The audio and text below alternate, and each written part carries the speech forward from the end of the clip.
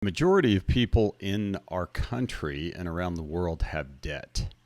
A lot of people have credit card debt. I was just with a friend of mine yesterday, and she had talked about when she was in her early 20s, credit card debt was crazy. She knew that she could just get a credit card and max it out and get whatever she wanted to buy just like that. And a lot of people feel that way. So today's question, what we're going to talk about is, should I pay off debt or should I invest my money? This is my name is Matt with Highline Financial Coaching, and this is our weekly video and tip on your finances to hopefully help you when you're making those important financial decisions. So the reason that I'm doing this video is I get this question a lot, especially when I'm talking to individuals that have retirement plans, or they're working with their 401k, their financial professional at work, and they're always asking me, how much should I put into my 401k? How much should I invest? Should I pay off my debt?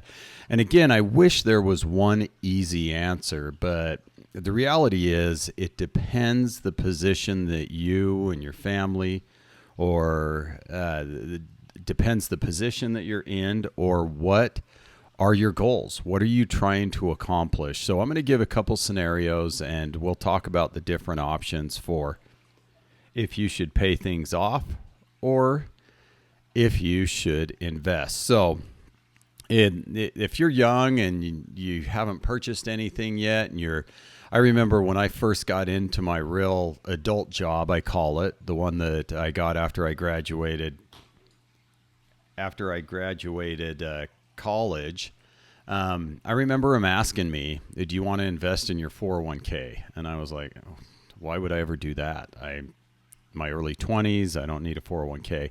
But once I understood the reality of it, my company was matching at like 6-7%. So if you are in a position where your company is matching that, you're probably not going to get a better investment. So what that is if you put $100 into your 401k, your company is going to match that $100.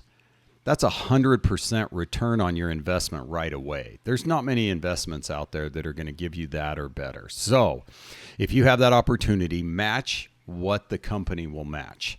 So sometimes the company will match 100% up to a certain percentage, and then 50% on more than that, or 25%.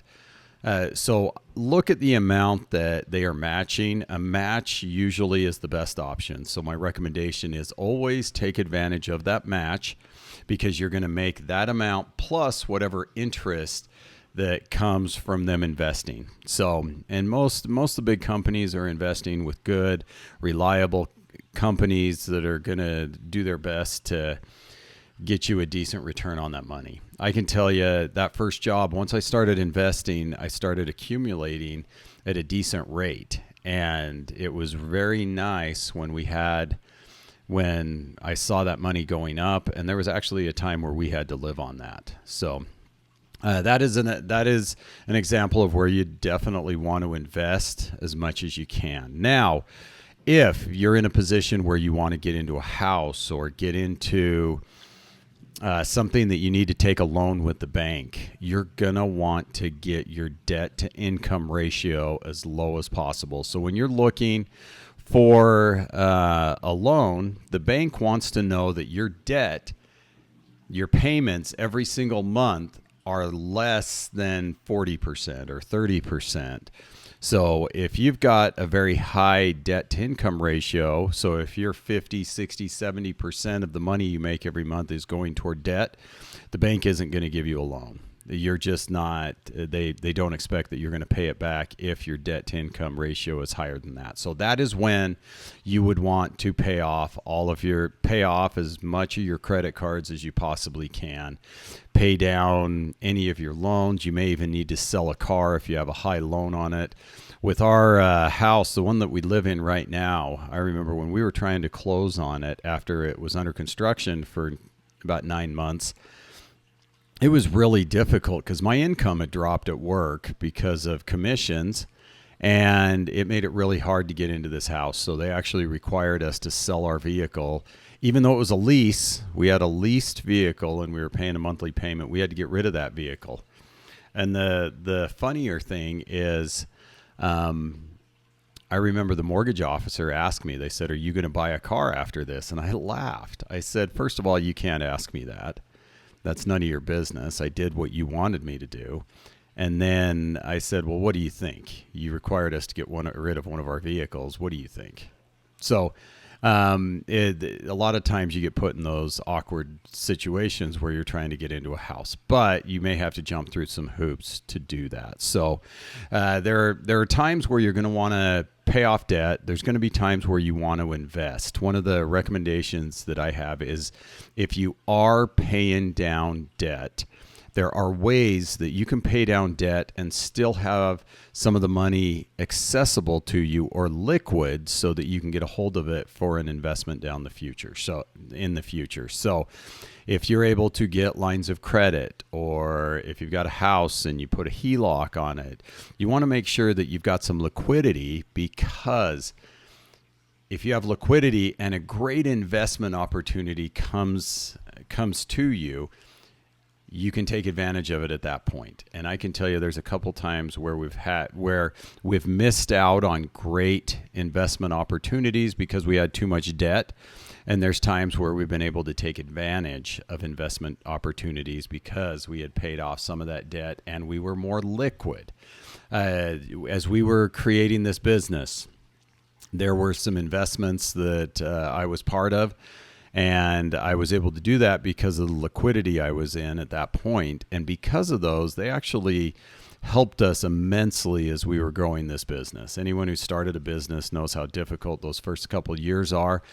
We were no different. We had those difficult years and we had to dip into some of those investments. We sold some of them and made it so that we could make it through those challenging years when we first started the business. So my overall recommendation is, if you don't know, if you're debating if you should pay off debt or invest, I would pay off debt every time, right away. Nobody's going to become wealthy if you have a bunch of consumer debt hanging over you, because once you can free up that money, you can double, triple, or quadruple the amount you're investing into your future or your retirement. But if you if you're still paying 30% interest on a credit card and you're only making 7 or 8% on an investment, it's a no-brainer. Pay off the credit card, because you're paying far more interest than you're gaining by putting that money in something else. So when